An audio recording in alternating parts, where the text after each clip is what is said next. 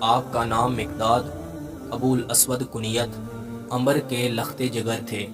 آپ رضی اللہ تعالی عنہ بحیرہ کے رہنے والے تھے اور پھر مکہ رہنے لگے، اور یہاں مکہ میں اسود بن عبد یاغوث کے خاندان سے حلیفانہ تعلق پیدا کر لیا۔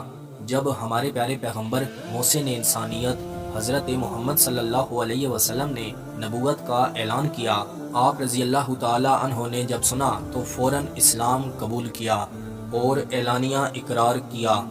آپ رضی اللہ تعالی عنہ کو بہت سی مشکلات کا سامنا بھی کرنا پڑا۔ پہلے آپ نے ہجرت حبشہ کی اور مکہ واپس آ گئے، اور یہاں سے پھر ہجرت مدینہ کی۔ ہجرت حبشہ اور ہجرت مدینہ پر ہم الگ الگ ویڈیوز بنا چکے ہیں جو آپ اسی چینل سے دیکھ سکتے ہیں۔ کفر اور اسلام کی پہلی جنگ غزوہ بدر کے موقع پر جب رسول اللہ صلی اللہ علیہ وسلم نے مجلس سے مشاورت بلوائی تو انہوں نے کمال کی تقریر کی۔ آپ رضی اللہ تعالی عنہ نے فرمایا، یا رسول اللہ، ہم قوم موسیٰ کی طرح نہیں ہیں جنہوں نے کہا تھا آپ اور آپ کا خدا لڑے۔ ہم یا رسول اللہ آپ کے دائیں بائیں آگے پیچھے لڑیں گے۔ رسول اللہ صلی اللہ علیہ وسلم خوش ہوئے۔ غزوہ بدر پر ہم اس سے پہلے ویڈیوز بنا چکے ہیں۔ ان ویڈیوز میں ہم نے اس واقعہ کو ڈسکس کیا تھا۔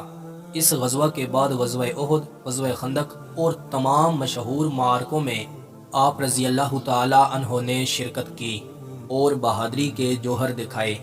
جب سیدنا عمر فاروق رضی اللہ تعالی عنہ کے دور میں مصر کی فتح ہوئی، اس میں بھی آپ نے شرکت کی تھی۔ مدینہ کے 3 میل کے فاصلے پر مقام جرف میں داعیِ جنت کو لبیک کہا۔ یہ سیدنا عثمان غنی رضی اللہ تعالی عنہ کا دور تھا۔ خود امیر المومنین نے آپ کی نماز جنازہ پڑھائی اور جنت البقیع میں مدفون ہوئے۔